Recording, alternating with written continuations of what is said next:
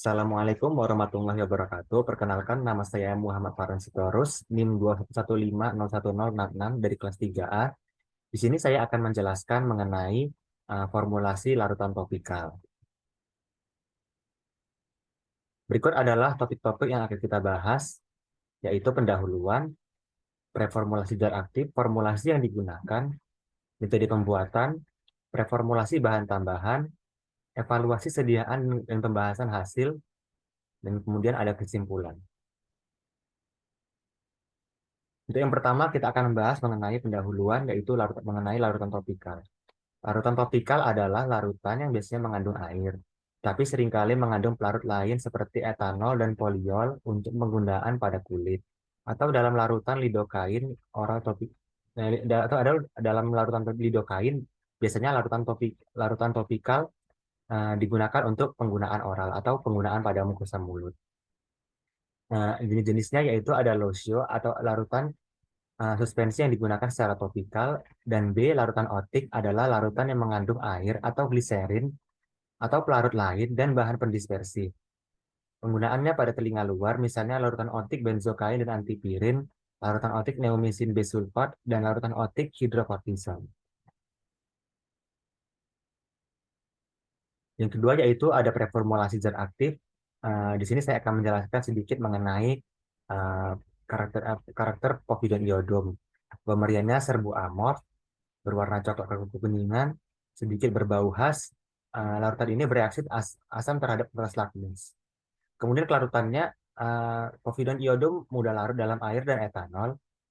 Dalam praktisnya tidak larut dalam kloroform, dalam karbon tetraklorida, dalam eter, heksana, dan aseton. Povidon iodum adalah senyawa kompleks dari iodum dengan povidon. Kandungan iodumnya 9 sampai 12% iodum dihitung terhadap zat yang dikeringkan. Kemudian ada preformulasi zat aktif utama.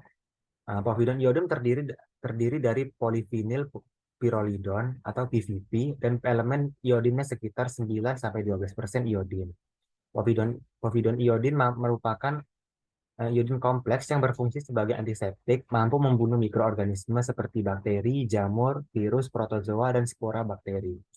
Selain obat kumur atau mouthwash yang digunakan setelah gosok gigi, povidon iodum atau povidon iodin ini digunakan untuk mengatasi infeksi-infeksi mulut dan tenggorokan seperti gingivitis atau inflamasi di gusi, dan tukak mulut atau sariawan. Aktivitas antimikroba povidon iodum dikarenakan kemampuan oksidasi kuat dari iodin bebas terhadap asam amino, nukleotida, dan ikatan ganda, dan juga lemak bebas tidak jenuh. Hal ini menyebabkan povidon iodum atau povidon iodin mampu merusak protein dan DNA mikroba. Berikut adalah preformulasi sediaan yang digunakan. Ada povidon iodin atau povidon iodum sebanyak 10 gram. Kemudian Aquades kita add atau kita tambahkan sampai dengan 100 ml. Ya, berikut adalah alat-alat bahan yang digunakan antara lain yaitu alu, anak timbangan gram, anak timbangan miligram, beaker gelas 250 ml, gelas ukur 100 ml, kertas perkamen, lumpang, pinset, pipet tetes, serbet, spatula, sudip, timbangan halus kasar, timbangan halus dan timbangan kasar, kemudian ada tisu. Dan bahan-bahan yang kita gunakan adalah Aquades dan povidon iodum. Berikut adalah perhitungan bahannya.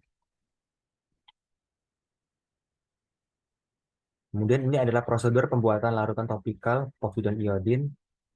Bahannya itu ada povidon iodin 10 gram, kemudian kita timbang dan dilarutkan dengan air panas sampai larut dengan sempurna. Kemudian dimasukkan ke dalam botol dan dicukupkan dengan Aquades. Ya, ini ada preformulasi bahan tambahan beserta alasannya mengapa kita gunakan Aquades. Aquades atau air kondensat merupakan air hasil penyulingan yang bebas dari zat-zat pengotor, sehingga bersifat murni dalam laboratorium. Aquades biasa digunakan sebagai pelarut dan untuk membersihkan alat-alat laboratorium dari zat pengotor. Air murni diperoleh dengan cara destilasi. Tujuan dari destilasi itu yaitu memperoleh cairan murni dari cairan yang telah tercemari zat-zat terlarut atau bercampur dengan cairan lain yang berbeda titik didih. Ya, jadi tujuan penambahan Aquades pada larutan povidon iodum adalah untuk melarutkan povidon iodum agar dapat digunakan pada sediaan kulit. Nah, alasan pemilihan Aquades adalah kelarutan povidon iodum yang mudah larut dalam air.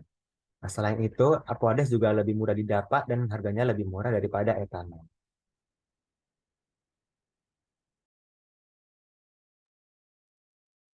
Selanjutnya ada uji evaluasi sediaan larutan topikal povidon iodum 10%.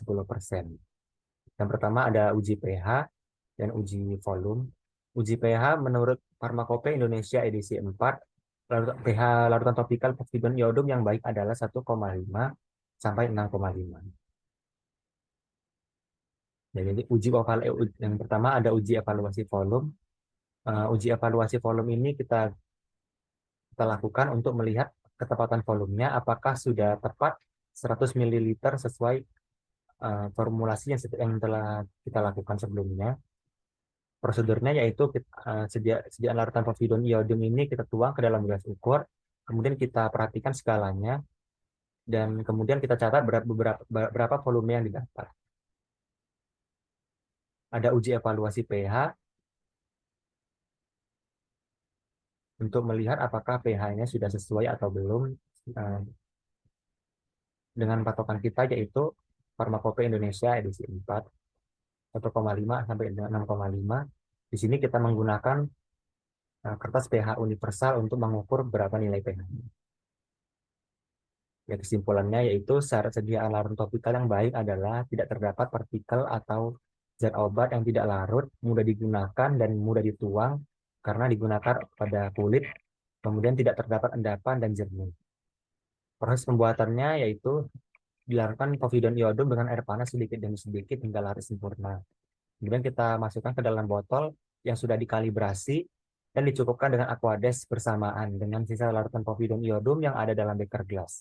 Kemudian kita beri label dan etiket biru sebagai tanda bahwa larutan topikal ini digunakan untuk pemakaian luar pada sediaannya.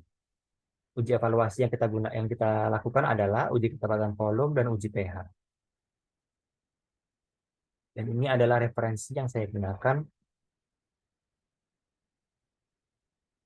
Baik, terima kasih.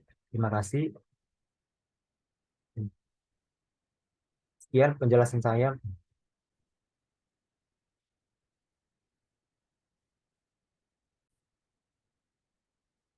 Sekian penjelasan saya mengenai formulasi sediaan larutan topikal povidon iodum. Terima kasih. Assalamualaikum warahmatullahi wabarakatuh.